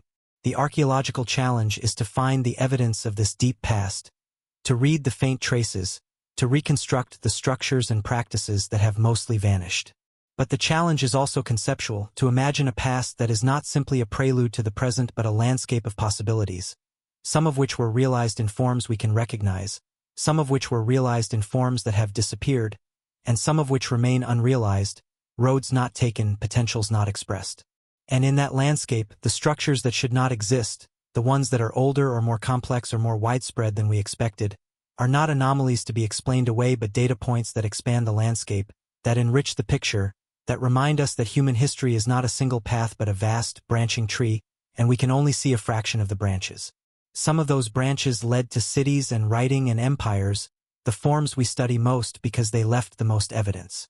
But other branches led to different forms of organization, different ways of building and living and knowing, forms that were no less complex, no less sophisticated, no less meaningful to those who lived them, but which left less evidence, which require more effort to find and interpret. And if we focus only on the branches we can easily see, we miss the full richness of the tree, the full diversity of human experience and achievement. We construct a narrative that is incomplete, biased toward preservation, biased toward stone and metal and writing, biased toward the forms that our own culture values and understands. But the post holes and mounds ask us to look beyond that bias, to recognize that value and complexity can exist in forms that do not survive, that knowledge can be preserved in ways that do not require writing, that organization can be achieved without the hierarchies and institutions we associate with civilization. This is not to say that writing and cities and institutions are not important. They clearly are. But they are not the only path, and they are not the measure by which all human achievement should be judged. There are other paths, other measures, and some of those are revealed by the structures that should not exist, the structures that challenge our timelines and our assumptions.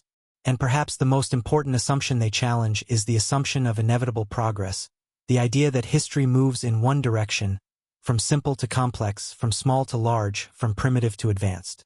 The structures suggest instead a more complex pattern, one of rise and fall, of development and collapse, of knowledge gained and lost, of traditions that flourish for a time and then end, leaving behind barely a trace.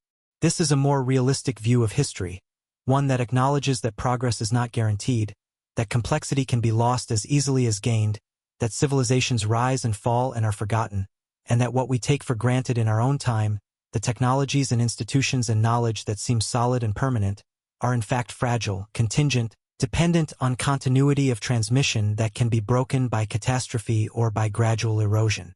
And if this is true, if history is not a march of progress but a cycle of creation and dissolution, then the wisdom of the past is not simply quaint or irrelevant. It is a resource, a reminder of other ways, other solutions, other possibilities that we might need if our own ways fail, if our own solutions prove inadequate, if our own possibilities narrow. The people who built in wood and earth, who encoded knowledge in ritual and oral tradition, who maintained continuity through practice rather than through written texts or durable monuments, they survived for thousands of years, they adapted to changing climates, they transmitted their knowledge across dozens or hundreds of generations. That is a kind of success that deserves respect, that deserves study, that might have lessons for us as we face our own challenges, our own uncertainties about the future. Because the future, like the past, is uncertain. We do not know what will survive of our own civilization, what future archaeologists will find if they dig through the ruins of our cities. We like to think that our buildings will last, that our data will be preserved, that our knowledge will be transmitted, but history teaches us that nothing is certain, that even the greatest empires leave less behind than we expect, and that what survives is often not what we intended to preserve. Perhaps what will survive is not our skyscrapers or our databases but our patterns, the geometric organization of our cities, the traces of our roads and pipelines and foundations, faint marks in the soil that future archaeologists will puzzle over, trying to reconstruct our lives from fragments, from hints, from the shadows we leave behind. And perhaps they will make the same mistake we have made of underestimating us, of thinking we were simpler than we were, of missing the knowledge and complexity and meaning that did not happen to survive in durable form. And perhaps, eventually, they will develop better tools, better methods, better questions, and they will begin to see us more clearly, to appreciate what we achieved and what we valued and how we understood the world. This is the cycle of forgetting and remembering that defines the human relationship with the past. We forget, we lose track, we build new narratives on incomplete evidence. And then we remember, we find new evidence, we revise the narratives, we see the past more clearly. But we never see it completely, never capture it fully, because too much is lost, too much was always ephemeral, too much existed only in the minds and practices of people who are long gone. But we try. We try because the past matters, because it is part of who we are, because understanding where we come from helps us understand where we are and where we might be going. And the structures that should not exist, the post holes and mounds and alignments that predate our expectations, they are part of that trying, part of the ongoing effort to recover the past, to honor it, to learn from it. And every post hole we find, every mound we map, every alignment we measure, is a small victory in that effort, a piece of the puzzle recovered, a voice from the past given a chance to speak again, even if what it speaks is fragmentary, even if the full message is lost. But fragments are enough. Fragments can tell us that something was there, that effort was made, that minds were engaged. And fragments can provoke questions, can inspire imagination, can connect us to the people who came before in a way that pure abstraction cannot. Because when we stand where a timber circle once stood, when we walk the path of an ancient earthwork, when we trace the alignment of post holes that marked the rising sun on the solstice, we are not just engaging intellectually with data.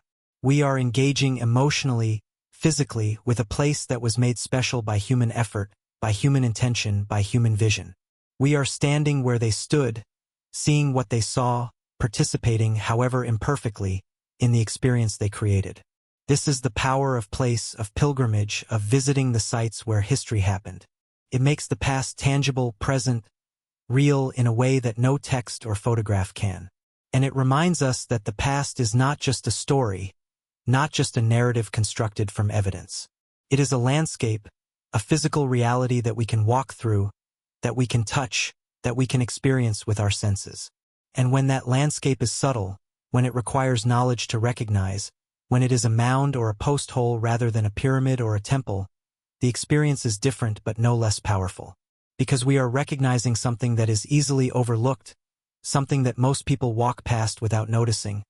And in recognizing it, we are connecting with a past that is deeper, more hidden, more fragile. We are seeing the shadows, the traces, the ghosts of structures that once stood tall, that once gathered communities, that once marked time and space and meaning. And we are participating in their preservation, not by freezing them in place but by remembering them, by telling their stories, by keeping alive the knowledge of what was there. This is the work of archaeology at its best. Not just the recovery of artifacts, not just the accumulation of data, but the reconstruction of lives, of communities, of worlds that have passed away but which shape the world we inhabit. And it is work that is never complete, because new evidence is always emerging, new techniques are always being developed, new questions are always being asked. And as that work continues, as more structures are found, as more patterns are recognized, the picture of the past will continue to evolve, to become richer, more complex, more inclusive. We will see connections we did not see before, continuities we did not expect, diversities we did not imagine. And we will see that the builders before stone, the people who worked in wood and earth, who left barely a trace except in the memory of the land, were not precursors to something better, not failed attempts at permanence, but successful expressions of a different set of values, a different relationship with time and material and meaning. They were our ancestors, not just genetically but culturally, intellectually, spiritually. They were the people who first asked the questions we still ask, who first sought the patterns we still seek, who first tried to shape the world according to a vision of how it should be, not just how it is. And their visions, though mostly lost, though surviving only in fragments, are part of our inheritance. They are in the knowledge we carry, often without knowing its origins. They are in the impulses we feel to mark occasions, to create sacred spaces, to build things that bring people together, to connect with the cycles of nature and the movements of the heavens. These are not modern inventions. These are ancient human concerns, expressed differently in different times and places but always present, always driving us to create, to build, to shape. And the structures that should not exist are evidence of how long we have been engaged in this project, how deep it runs, how fundamental it is to what it means to be human.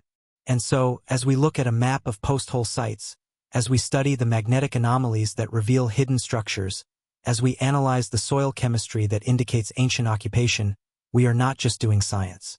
We are engaging in a form of remembrance, a way of honoring the people who came before, of acknowledging that they were here, that they mattered, that what they did had value. We are saying, we see you. We see the shadows you left. We see the effort you invested. We see the knowledge you carried. And we are trying, across the vast gulf of time, to understand, to appreciate, to connect.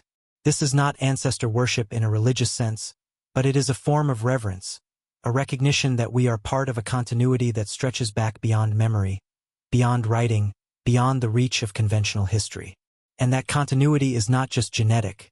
It is cultural, intellectual, a chain of knowledge and practice that links us to the deep past. And when that chain is broken, when a tradition ends, when knowledge is lost, something is diminished. Not just for the people who lose it, but for all of humanity, because that knowledge, that practice, that way of being, was part of the diversity of human experience, part of the richness of what it means to be human. And once lost, it can never be fully recovered. This is why the work of finding and interpreting these ancient structures matters. It is a form of recovery, a way of restoring, however imperfectly, the knowledge and practices that have been lost. We cannot bring back the timber circles or the people who built them, but we can remember that they existed, we can study what they did, we can learn from their achievements and their choices. And in doing so, we enrich our own understanding, we expand our own possibilities, we remind ourselves that the way we do things is not the only way, that the values we hold are not universal, that the past contains multitudes, and some of those multitudes had insights and solutions and beauties that we have forgotten or never knew. So let us not dismiss the post holes, the mounds, the faint geometric patterns in the soil. Let us not say they are insignificant because they are not made of stone, because they do not tower above the landscape, because they are difficult to find and interpret. Let us instead recognize them for what they are: evidence of human agency, of human creativity, of human striving across vast spans of time. Let us recognize that the builders before stone were not primitive ancestors fumbling toward civilization. They were fully human, fully capable, fully engaged in the project of making meaning and creating beauty and shaping the world according to their understanding. And their understanding, though different from ours, though expressed in materials that did not survive, was no less valid, no less sophisticated, no less worthy of study and respect. And let us recognize that the structures they built, though mostly vanished, are not entirely gone. They survive in the traces, in the patterns, in the knowledge we can recover through patient investigation. And they survive in us, in the impulses and capacities that we share with them, in the unbroken chain of humanity that links us across the millennia. This is the deeper truth that the structures reveal, the truth that lies beneath the specific questions of dates and materials and functions. The truth is that we are connected, that the past is not a foreign country but our own story, that the people who built in wood and earth were not strangers but family, and that what they knew and what they did is part of our inheritance, whether we recognize it or not. And the more we recover of that inheritance, the more we understand of that story, the more complete we become as a species, the more aware of our own history, our own capacities, our own place in the long arc of human development. So when you hear of another site discovered, another pattern revealed, another mystery unearthed, do not think of it as just another archaeological find, just another data point in an academic debate. Think of it as a reunion, a reconnection, a moment when the past reaches out across the gulf of time and touches the present, and we are given a chance, however brief, to see the world as our ancestors saw it, to appreciate what they achieved, to honor what they knew. And think of it as a reminder that the earth remembers, that the land holds the memory of all who have shaped it, that nothing is ever entirely lost as long as we are willing to look, to listen, to ask the questions that can bring the past back to life, not in physical form but in understanding, in appreciation, in the stories we tell about where we come from and who we are. The builders before stone are waiting to be found, waiting in the soil, in the magnetic anomalies, in the subtle contours of the land. They are waiting for us to develop the tools and the questions and the imagination to see them, to recognize them, to give them their place in the human story. And as we do that work, as we find them one by one, site by site, post hole by post hole, we are not just recovering the past. We are completing ourselves, filling in the gaps in our own story, acknowledging the full range of human experience and achievement. We are becoming whole. And wholeness, the integration of past and present, of material and ephemeral, of stone and wood, of permanence and renewal. This is what the structures ultimately teach us. They teach us that humanity is not defined by any single expression, any single material, any single way of building or being. We are defined by the capacity to adapt, to create, to find meaning in diverse ways across diverse environments. And that capacity has been with us from the beginning, long before the first stone was raised, long before the first city was built, long before the first word was written. It was there in the people who drove posts into the ground in patterns that tracked the stars. It was there in the people who shaped mounds that aligned with the solstice sun. It was there in the people who cleared forests and earthworks that still, millennia later, whisper of geometry and intention. It was there, and it is here in us, the same capacity, the same impulse, the same drive to shape the world, to create meaning, to connect with something larger than ourselves. And the structures they built, though mostly gone, are proof of this continuity, evidence that we are part of a lineage that extends back into the depths of time, a lineage of builders, of makers, of people who look at the world and see not just what is but what could be. And so the question is not whether the structures existed, whether the builders were capable, whether the knowledge was there. The evidence, fragmentary though it is, tells us that yes, they existed, yes, they were capable, yes, the knowledge was there. The question is what we do with this knowledge now, how we integrate it into our understanding, how we let it change the way we see the past and ourselves. Do we cling to the old narratives, the ones that privilege stone and writing and cities, the ones that see history as a march from primitive to civilized? Or do we embrace a more complex view, one that recognizes multiple paths, multiple expressions, multiple ways of being human, some of which left monumental traces and some of which left barely a trace at all, but all of which were valid, all of which were expressions of the same fundamental human capacity?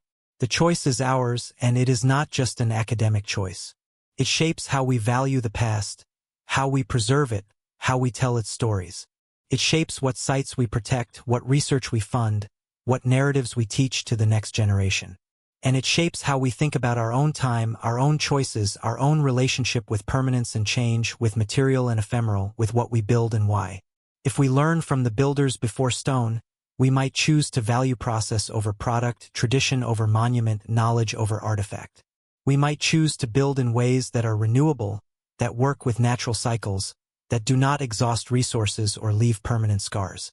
We might choose to invest in communities, in practices, in the transmission of knowledge across generations, rather than in individual achievements or objects.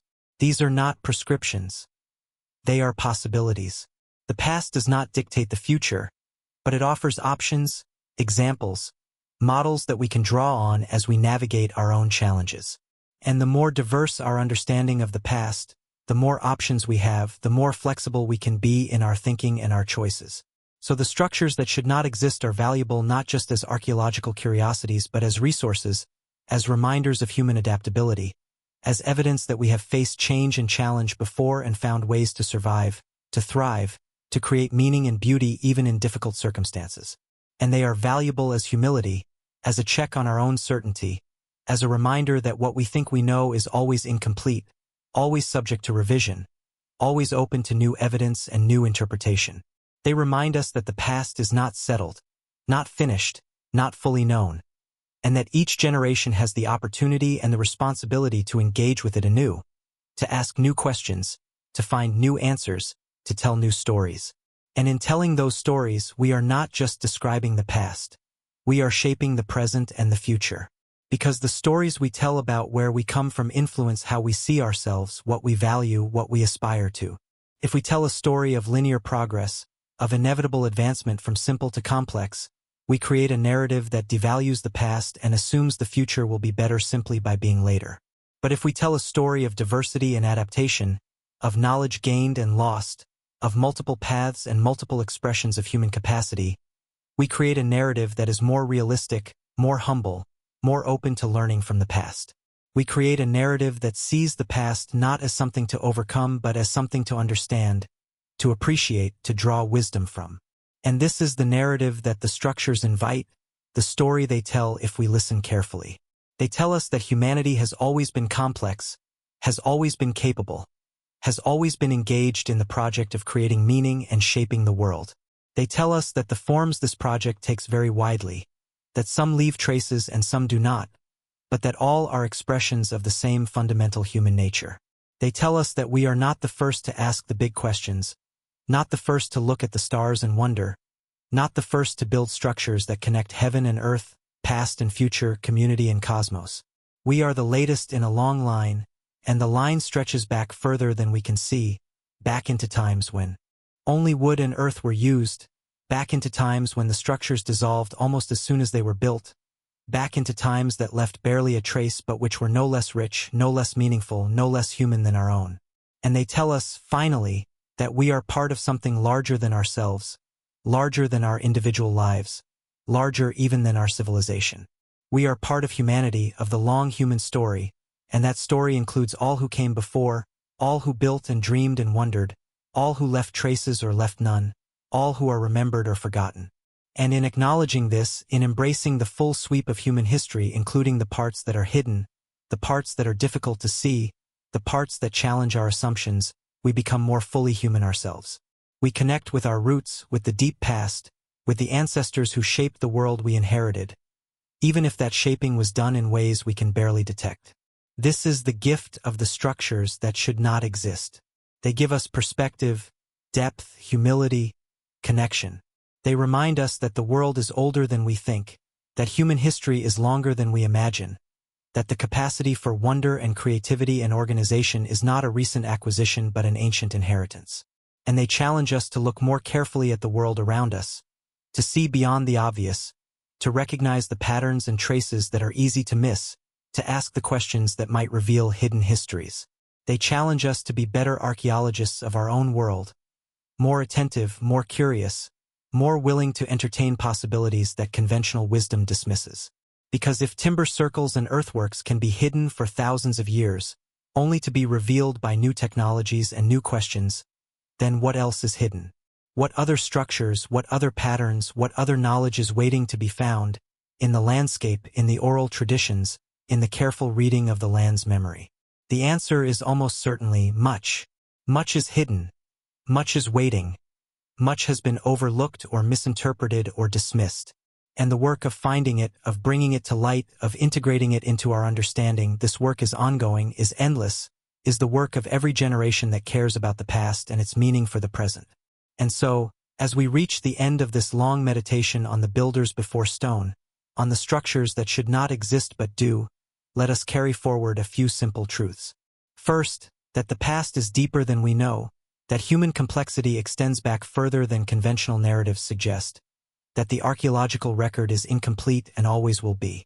Second, that the materials we use to build, the forms we create, are choices shaped by culture and environment, not inevitable stages in a linear progression. Stone is not inherently superior to wood, permanence is not inherently superior to renewal, and the values of one culture are not universal measures by which all others should be judged. Third, that knowledge can be preserved in many ways, through objects and texts but also through practice and oral tradition and the act of building itself. And that when knowledge is lost, when traditions end, something valuable is gone, something that enriches the human story, and we are all diminished by its loss. Fourth, that the impulse to build, to shape the world, to create meaning through structure and alignment and effort, is fundamental to being human, and it has been expressed across all times and all places in forms as diverse as humanity itself. And recognizing this diversity, celebrating it, learning from it, is essential to understanding ourselves. And fifth, that the earth remembers, that the land holds the traces of all who have lived and worked and built upon it, and that with patience and technology and imagination, we can read that memory, we can recover the stories, we can honor the people who came before by refusing to let them be forgotten. These are the lessons of the post holes and mounds, of the timber circles and earthworks, of the structures that should not exist according to our old models but which do exist, which insist on being recognized, which demand that we revise our understanding. And as we do revise, as we expand our picture of the past to include these structures, we are not just adding data points to a timeline. We are reclaiming part of our heritage. We are restoring voices that have been silent. We are acknowledging ancestors who have been invisible. We are, in a sense, completing the human story, or at least making it more complete than it was. And in that completion, we find something valuable for ourselves. We find models of sustainability, of community, of continuity. We find reminders of human adaptability and resilience. We find evidence that we are capable of more than we sometimes think, that our ancestors were capable of more than we have given them credit for, and that the future is not predetermined but full of possibilities, some of which may look back to older ways, older wisdoms, older relationships with the land and with time. So let the structures that should not exist be a beginning, not an ending. Let them be the start of a new way of seeing the past, a way that is more inclusive, more humble, more open to surprise. Let them be an invitation to look more carefully, to ask more questions, to imagine more fully. And let them be a reminder that history is not settled, that the past is alive in the traces it leaves, and that we, the living, have the privilege and the responsibility to read those traces, to tell the stories they contain, to keep alive the memory of all who came before. And when you lie awake tonight or drift towards sleep, let your mind wander to those ancient places, to the circles of posts that once stood tall, to the mounds that marked the sacred, to the earthworks that shaped the land according to a vision we can barely glimpse. Let your mind travel back across the millennia, across the centuries, across the vast sweep of human time, and imagine the people there, the builders, the planners, the dreamers. Imagine them driving posts into the ground, measuring the angles, aligning with the stars. Imagine them shaping the earth, basket by basket, building the mounds that would outlast them, that would carry their message forward across time. Imagine them gathering in the completed structures, performing rituals we cannot reconstruct, speaking words we cannot hear, but feeling, surely, the same awe, the same connection to something larger, the same sense of participating in a pattern that extends beyond the individual life into the life of the community, the culture, the species. Imagine them, and in imagining them, honor them. Because they were real, they lived, they built, and though their structures have mostly vanished, though their names are lost, though their faces are unknown, they were human as we are human, and what they did matters. It matters because it is part of our story, part of the long, complex, beautiful, tragic story of humanity's journey through time, of our attempts to make sense of the world, to find our place in it, to leave something behind that says we were here, we saw, we understood, at least a little, and we tried to shape the world accordingly. And if we can see that, if we can feel that connection across the gulf of time, then we have learned something valuable, something that no amount of data or theory can teach on its own. We have learned empathy with the past, respect for the people who came before, humility about our own place in the long arc of history. And we have learned, perhaps, that the structures they built, though vanished, are not entirely gone.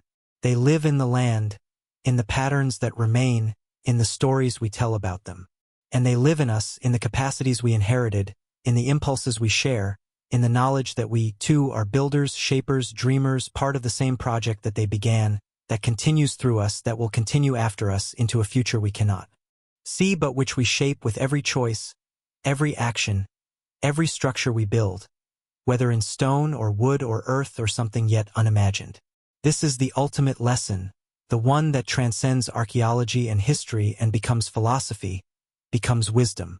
We are part of a continuity that stretches from the deep past into the distant future, and what we do now, the choices we make, the knowledge we preserve or lose, the structures we build or neglect, all of this matters not just for us but for those who come after, who will look back at us as we look back at the builders before stone, and try to understand, try to learn, try to honor. And so let us build wisely, let us preserve carefully, let us tell stories truthfully, acknowledging the complexity, the diversity, the mystery of the human past. Let us not simplify for the sake of convenience, not dismiss for the sake of comfort, not ignore for the sake of preserving old narratives.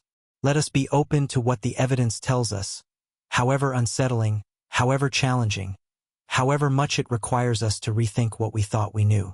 Because the past is not a settled question, not a closed book, not a story that has been told completely. It is alive in the traces, in the patterns, in the questions that each new discovery raises. And it is our task, our privilege, to engage with it, to wrestle with it, to bring it forward into the present so that it can inform the future. And the structures that should not exist, the post holes and mounds and alignments that predate our expectations and challenge our models, they are essential to this task. They are the data points that do not fit, the anomalies that provoke new questions, the evidence that forces revision. And without them, we would be poorer, our understanding would be narrower, our story would be less complete. So let us celebrate them, these humble traces, these shadows of structures that once stood tall. Let us celebrate the people who built them, the knowledge they carried, the effort they invested.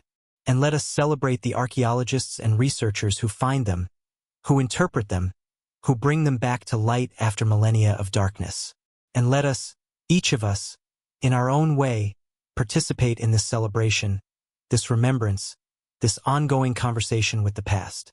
Whether by visiting sites, by reading the research, by supporting the work, by simply thinking about these questions, wondering about these mysteries, imagining these vanished worlds, we can be part of it, we can contribute, we can keep the memory alive. Because memory is what connects us, memory is what makes us human, memory is what allows us to transcend the narrow confines of our individual lives and participate in something larger, something that extends across generations, across millennia, across the full span of human existence. And the memory encoded in the land, in the post holes and mounds and alignments, is a precious resource, a gift from the past, a message sent forward across time. And our responsibility is to receive that message, to decode it as best we can, to share it with others, to pass it forward to the next generation, enriched by our own engagement, our own discoveries, our own insights. This is the work that never ends, the conversation that continues, the story that unfolds with each new discovery, each new interpretation, each new question asked and answered. And we are part of it, you and I, as we sit here in the present, thinking about the past, imagining the people who built in wood and earth, who left barely a trace but who were no less real, no less human, no less worthy of being remembered. So let us remember them, tonight and always. Let us carry forward their memory, their knowledge, their example. And let us build, in our own time, with our own materials, in our own way, structures that are worthy of them, worthy of the long tradition of human building, human shaping, human dreaming. And let us build not just in the physical world but in the world of ideas, of understanding, of connection.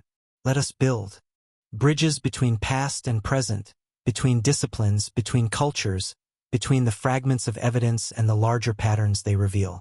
Let us build a more complete picture of the human story, one that includes the builders before stone, one that honors the ephemeral as well as the permanent, one that recognizes the full range of human achievement across all times and all places.